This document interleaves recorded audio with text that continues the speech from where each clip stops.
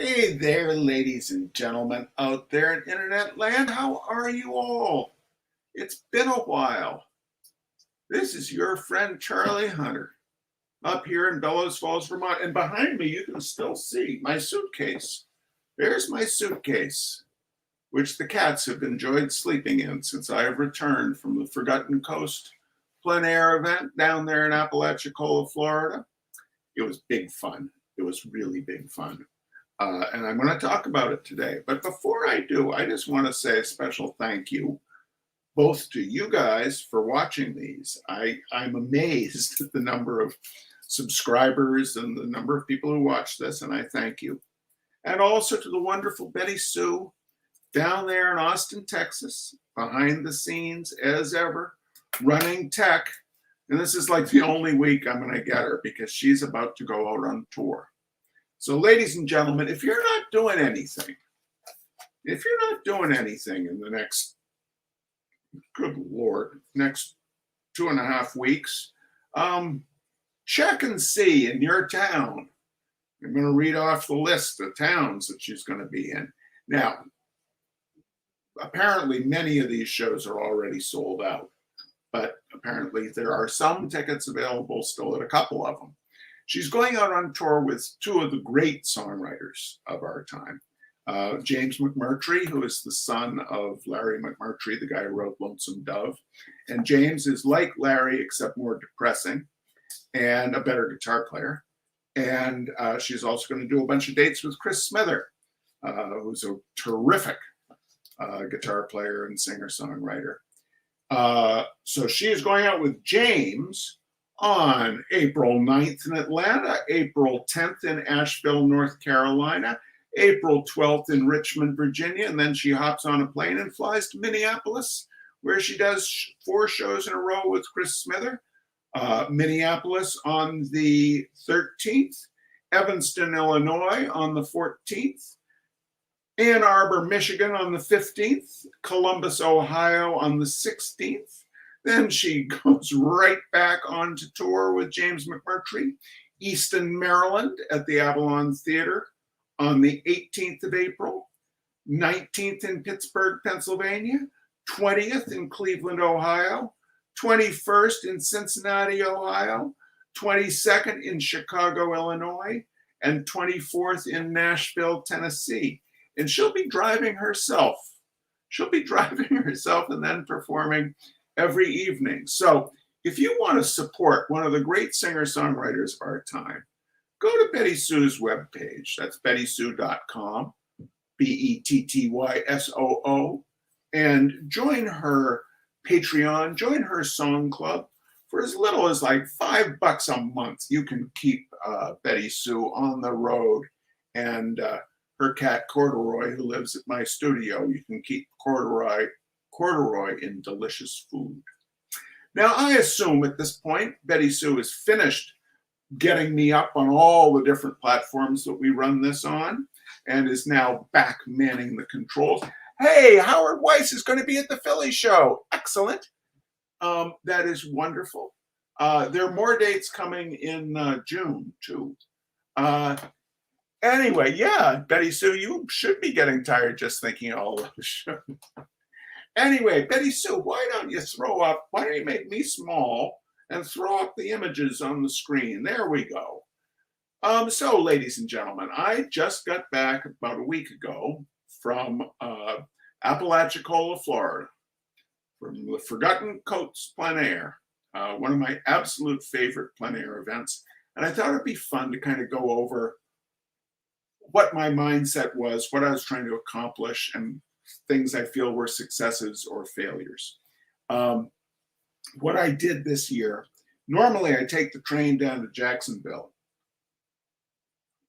and then rent a car and drive across. It's about 5 hours from Jacksonville to Apalachicola. Apalachicola is a small town on the panhandle of Florida, on the Gulf of Mexico. Absolutely terrific. There are a lot of retirees around there, but it's not all condos. It still feels like a working town. Unfortunately, the car that I got, this year, what I did was I flew, because I had a whole bunch of other stuff I had to deal with. I flew to Tallahassee. And I thought I was very clever getting on the plane in Hartford. It's going to have about an hour in Charlotte and then on to Tallahassee. And of course, as soon as I bought the plane ticket, American Airlines said, "Oh, we changed the schedule. You now have 6 hours in Charlotte." So I got to hang out in the Charlotte airport for a good long time. Learn my lesson. Next time I'm going to take the train again. Anyway, when I picked up my rental car in Tallahassee, what I like to paint out of is a hatchback, because the hatch rises up and you can put something on top of that and it gives you shade from the sun, and it also protects you somewhat during rain. Well, they didn't have a hatch for me. They had a Ford EcoSport, which has a gate.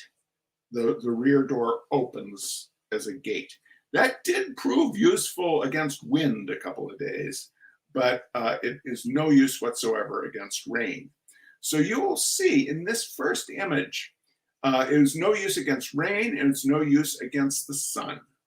And one of my cardinal rules of plein air painting is first you find the shade, then you find the composition.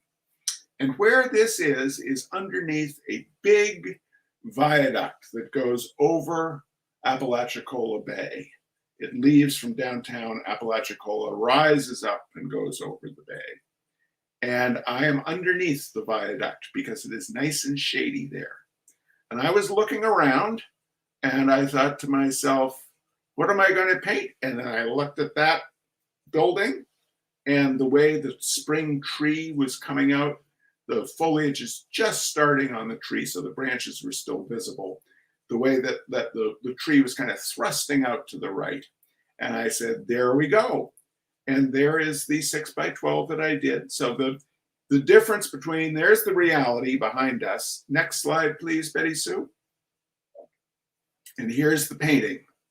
The painting is much more southern and gothic and atmospheric than the real thing. And that's one of the joyful things we get to do as artists. We get to lie and make it look like truth.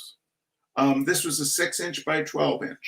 Now, when I go and do these plein air events, I want to reiterate what I choose to do at these events is view them as a way to get my eye-hand coordination in great shape.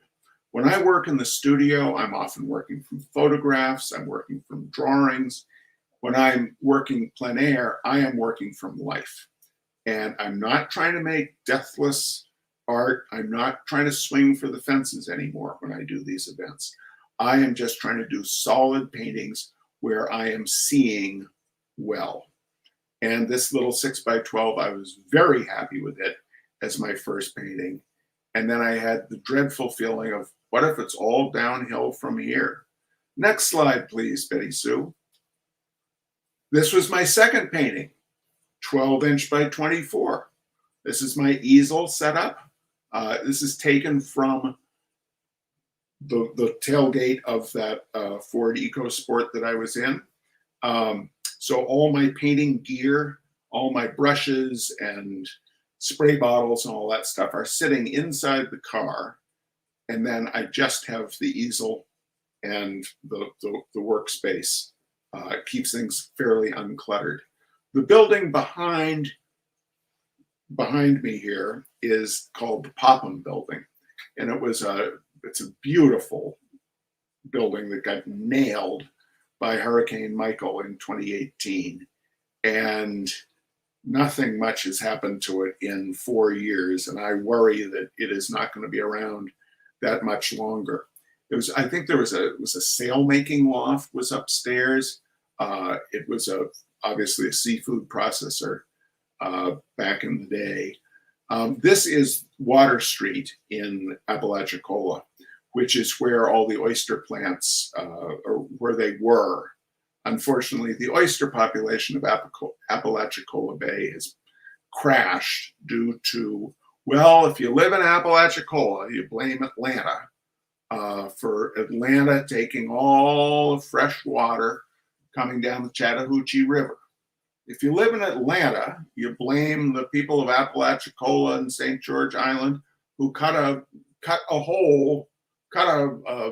shipping lane in St. George Island 20 or 30 years ago that allows more salt water to get into the bay. So everybody has someone else to blame, and the oysters have gone elsewhere.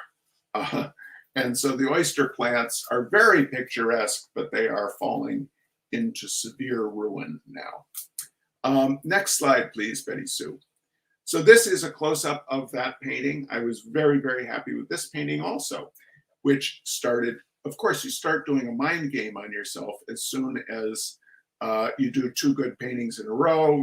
It is, what if it's all downhill from here? And indeed, the next couple of paintings that I did were not quite so good. The thing I liked about this is I liked how well witnessed the building is, and then the kind of soft, rainy light of the foliage, not overworked over there on the left-hand side. So a nice contrast between things of God, the natural world, things of man, the building. This was done on an ampersand gesso board. Gosh, that is a nice surface. Ampersand gesso boards are terrific. They're just heavy and slightly expensive, but great surface to work on. Next slide, please, Betty Sue. The next day, one of the things I love about Forgotten Coast as a plein air event is it's about 25 invited artists. It's not one that you apply to, it's one you get invited to. And each day there is a different public event. You as an artist are assigned to like 3 of the public events. So it's, if it's 10 days, you know, there are like 3 artists at each event. This is the gospel plein air, they call it. And they have gospel music, live music, and it's a church service. And there are about 3 of us who were invited, or were told to paint there. And then about another 5 artists usually show up. And so people can wander around and see the artists paint. The problem for me is to the left of me here were boats. I don't do well with boats. And to the right of me was the gospel service, which is a bunch of people. I don't do a lot of people, especially not plein air. I have learned that you can fake it though. So what I did was I pulled in behind this signboard on my right and behind the dumpster there and painted into the sun. This is at like 9 in the morning. And if you paint into the sun, everything becomes just big shape. The camera here is kind of making things clearer looking than they really were.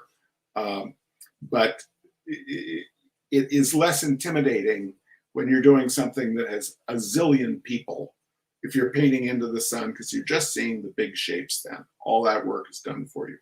Now, where I was parked, I was not supposed to be parked there because the volunteers had been told to keep the viewscape open so that the boats would be visible.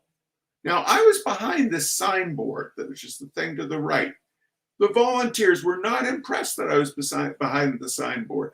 I was not interfering with the sight lines, but they came over and told me to, no uncertain terms, told me to move. And I, in no uncertain terms, told them I was not going to move. And they wandered off. So I got to paint. And this is what I painted. Next slide, please, Betty Sue. See? Fake it. People were like, look at all that detail you put in there. There's no detail in there, ladies and gentlemen. That was me with the flop sweat of terror on my back, thinking, oh my God, everyone is going to understand that I am a total and complete fraud. That's what I make out of this beautiful gospel church service. Amazingly, ladies and gentlemen, people were coming up to me saying, oh, that is so beautiful. And someone bought it right off the easel, right off the easel. Now I did it very much in this kind of reddish tone because I wanted the warmth. I wanted all the shadows to be warm. So I used a lot of transparent oxide red and olive green mixed together, rather than the Van Dyke brown raw umber that I normally use. This is, we had about 2 hours. Yeah, it was 2 hours to do this painting. Next slide, please, Betty Sue. Later that day, I went out to this is the northern end of Water Street. This is a fuel dealer. This is the kind of scene that makes my heart go pit-a-pat and makes a lot of people say, or it would make my late mother say, Charles, why do you paint that awful stuff that no one wants to look at? I love kind of the cubist elements of the structures and the way that the utility poles are kind of leaning and stitching into the sky. And I started painting here, and then it began to rain a little bit.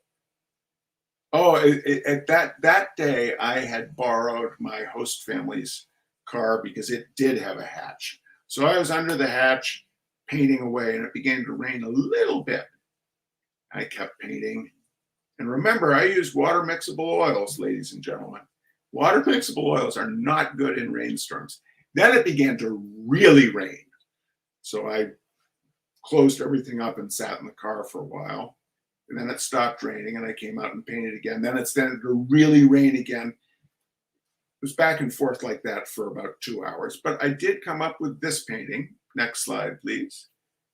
And now toggle back to reality, Betty Sue. Reality, forward to painting, way simplified, but it still comes across as fairly as fairly detailed. You will notice the fuel truck, which is in the very center of the painting. Go back to reality, Betty Sue. See that fuel truck under the loading dock? Back to the painting. The fuel truck got hit with the rain a little bit and got kind of dribbly in the middle. But I decided I liked how that ended up looking. This photograph is a little bit blown out, and I apologize for that. But it's good. I put in a lot of examples here of reality versus what the painting is, so you can see what I was working from and how much editing takes place on the fly. Next slide, please, Betty Sue. So this was, the next morning was very rainy, so it was the day of the quick paint. And the quick paint is a 2 hour start to finish. We were allowed to go anywhere within Apalachicola. And so I went back underneath my overpass, so I was out of the rain. And I very often will take a photograph with my camera, just with my cell phone, and quickly convert it to black and white to get a sense of the light dark rhythms, and see if I feel like a composition is there. And so this was kind of my field, at before the buzzer sounded, I snapped the photo, turned it to black and white, said, yeah, I like that play of darks and lights and squares and the palm trees and all that. And so I did this painting, Betty Sue, next slide. That was the 2 hour painting. Now, again, very, very much playing with reality. Go back to reality. You see the elements are all there, back to the painting, but there's different emphasis than what's going on in reality. And you will see the viaduct. I moved the viaduct into the painting. It's over there on the far right. That's what that line with the posts coming down is. That's it heading across the bay. Just because the painting I didn't want to put that little building in that felt like adding another chapter to the story. But the viaduct kind of anchored it in space. I don't know. I don't know, ladies and gentlemen. I just felt like putting it in there. So I put it in there. And while I was painting this, the feller who owns the truck repair place over on the left stopped by. He liked it a lot. And then his friends stopped by, and then some street people stopped by. We had quite a nice chat. And this was purchased by my friend Gary Kravitz, an airline pilot for United, who was down there selling paint for Michael Harding. And I was very, very happy that he bought the painting. And it made him happy, and that made me happy. What did Barbara Tapp say? Love hearing me chat my way through the event. Well, that's good. I love that you are willing to listen to me chat my way through the event. Next slide, please, Betty Sue. And so this is basically the exact same spot where I went back the next day, because it was still kind of rainy, ladies and gentlemen. It was still kind of rainy. So there on the left is reality. There on the right is my re-envisioning of reality. You will notice there is a blue truck in reality that is not there in the painting. And that is because the blue truck kept moving around while I was painting. The red truck behaved and stayed where it was supposed to. The blue truck moved around, and there was nothing I could do about it, so I left it out. You will also see that there is like a Ford Explorer in the painting that is not in reality, and that's because it left partway through. So when you have things like vehicles, it's good to kind of get them in there early on, because they may go away. And what I like about that Ford Explorer in there, that is the dark vehicle between the building on the left and the building in the center. And the building in the center is, of course, our old friend, the Popham Building, the one that got hit by the hurricane. But I was painting it from way over on the side on the previous painting. But the thing I like about that car as a form element in the painting is it stitches the right-hand side to the left-hand side by thrusting down into the foreground. It's a strong, dark element into the foreground. I was also very pleased with how the palm trees came out in this one. The palm trees are mostly done by taking that cheap chip brush, the 2-inch brushes that you get at the hardware store for $1.19, and loading it up with paint, a kind of very watery version of the paint, and slapping the side of it against the panel. I forgot my chip brushes. I forgot my chip brushes, ladies and gentlemen. And I went to the local hardware store, and they only had 4-inch chip brushes. So Charlene, my studio assistant up here in Vermont, was kind enough to overnight 2 nice beat up chip brushes down to Apalachicola, and they performed yeoman service. Yeoman service. Next slide, please, Betty Sue. The next day was bright and sunny.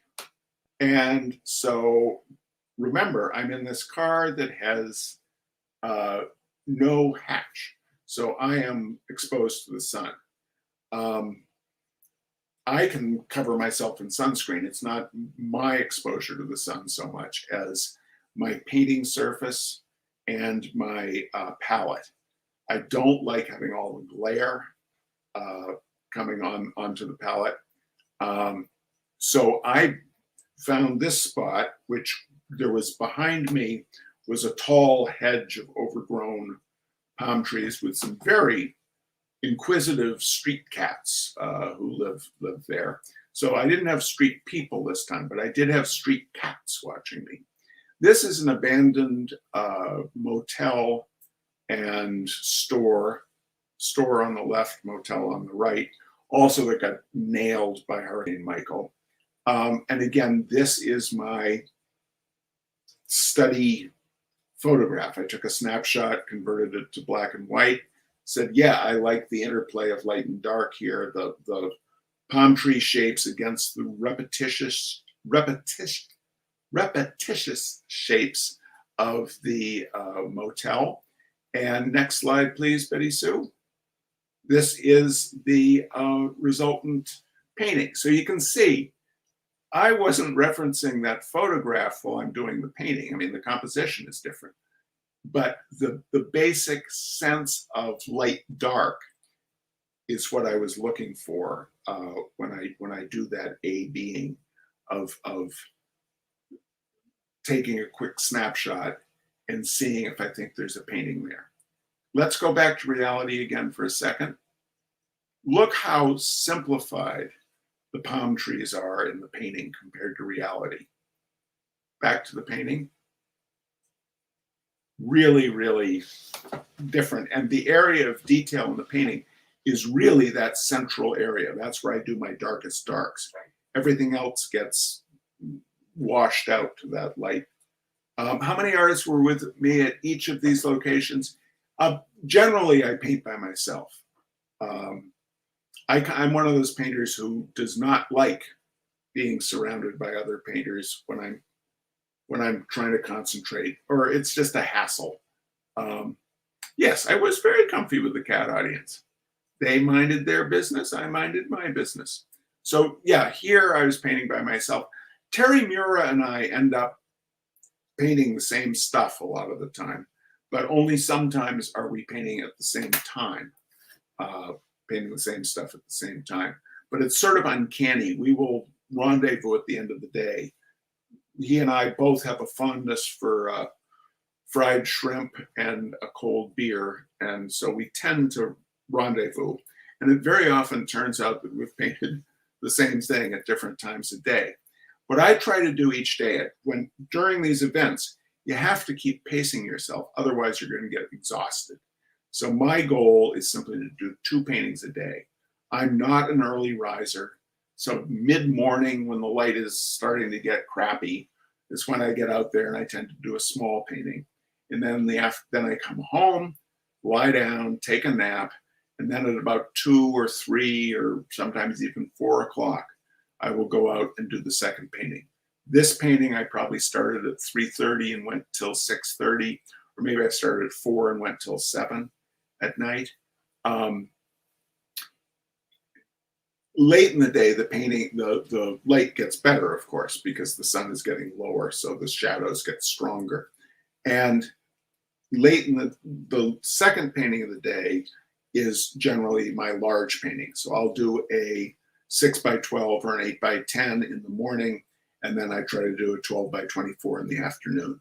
That's not a hard and fast rule, but it's a rule of thumb.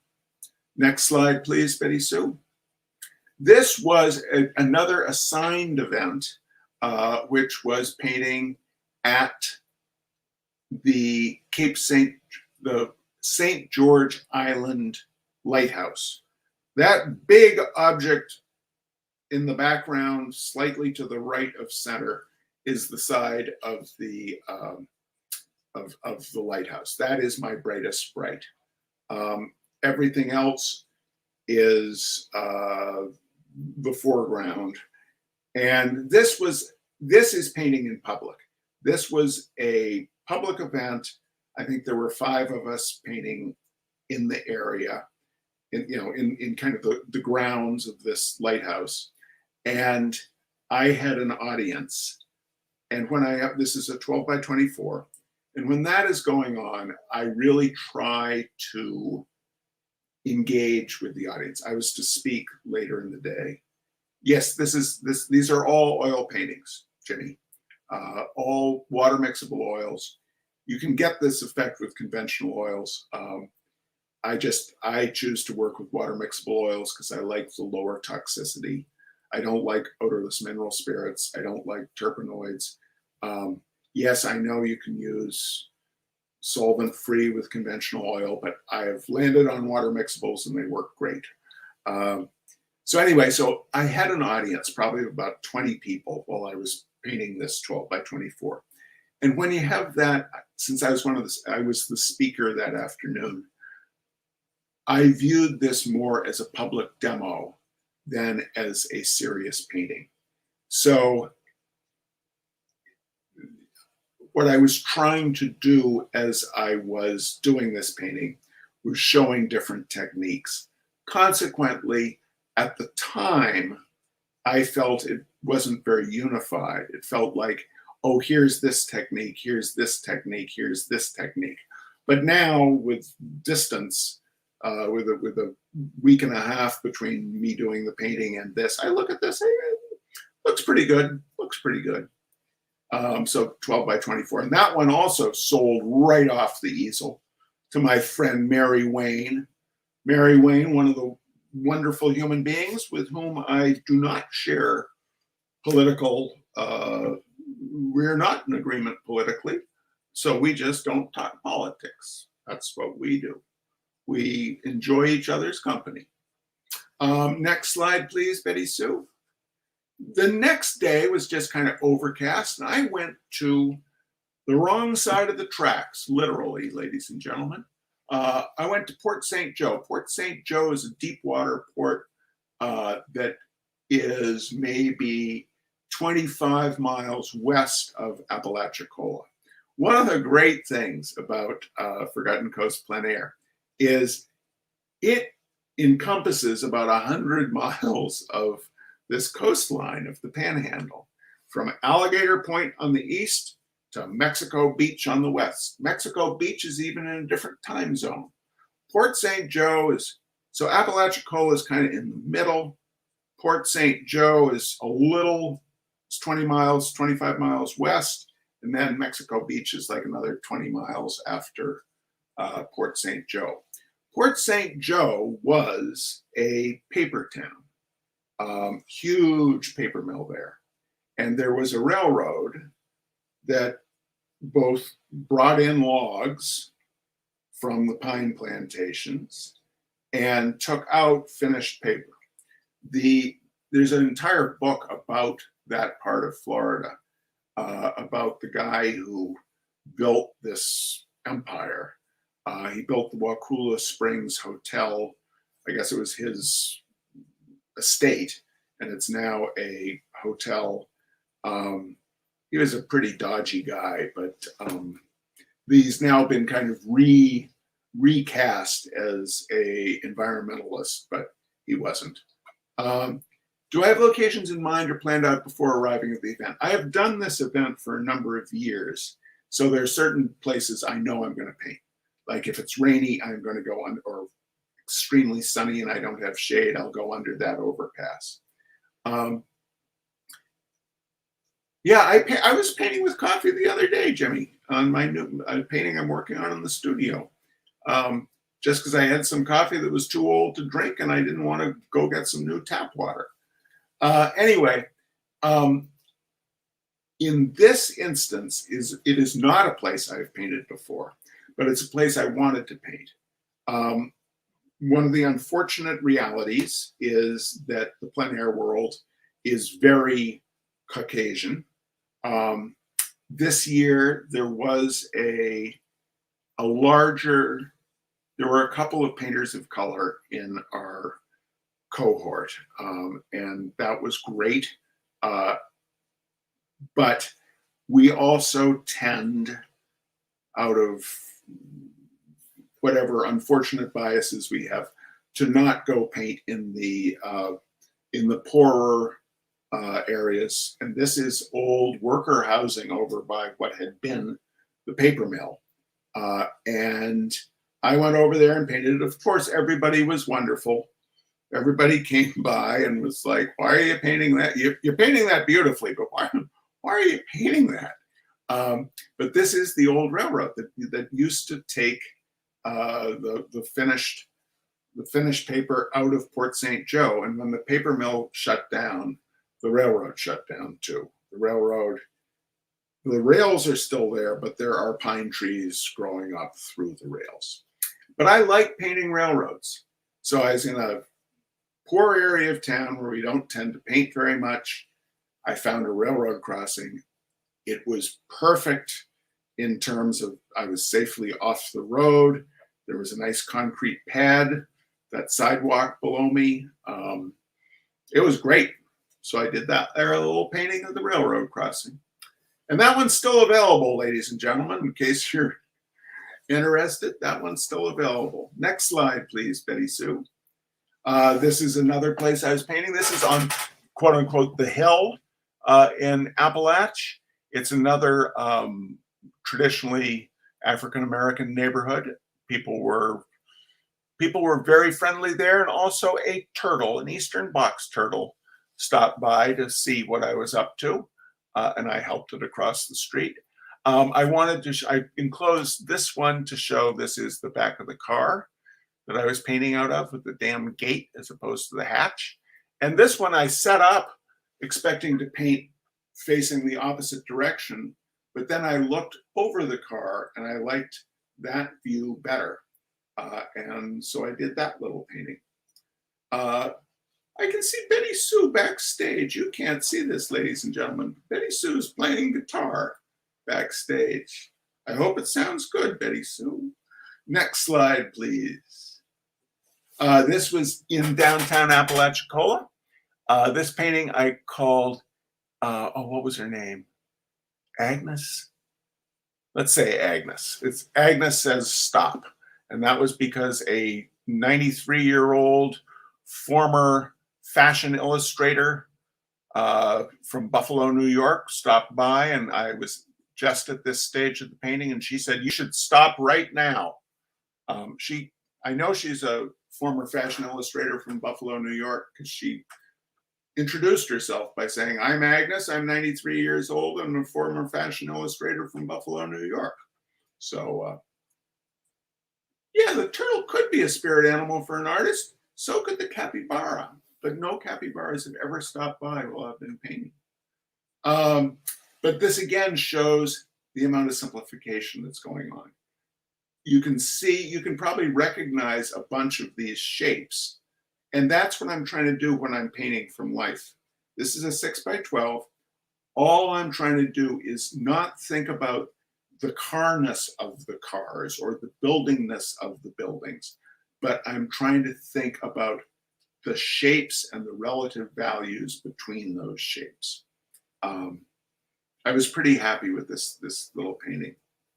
Also still available, strangely enough. Next slide, please, Betty Sue.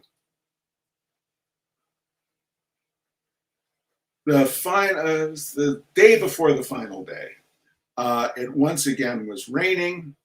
Once again, I go under the viaduct.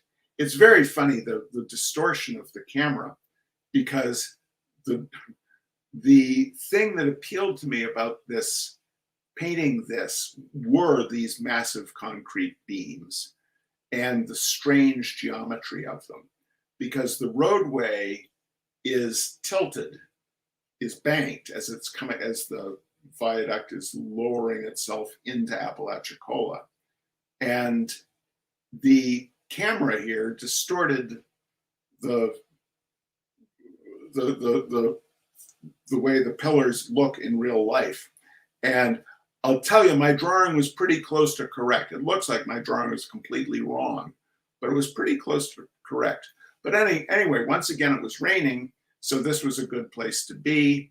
And it felt like I'd never tried this view, and I really liked how the resolutely man-made shape of that viaduct comes down and becomes kind of lost in this snarl of palm trees and building and utility poles on the right. This painting I would give a close but no cigar to. I may work on a bit more when it gets home.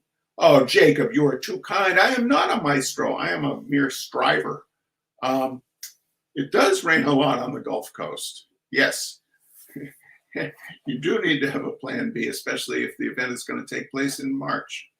But this is the only 12 by 24 that is still not sold. It's funny, all the 12 by 24s sold this year, except for that. That one is on, oh, Jimmy, I believe this one is on a, I think it's on its way back up to me. I haven't gotten it back yet. It's being shipped up right now, but I think that is a ampersand gesso board.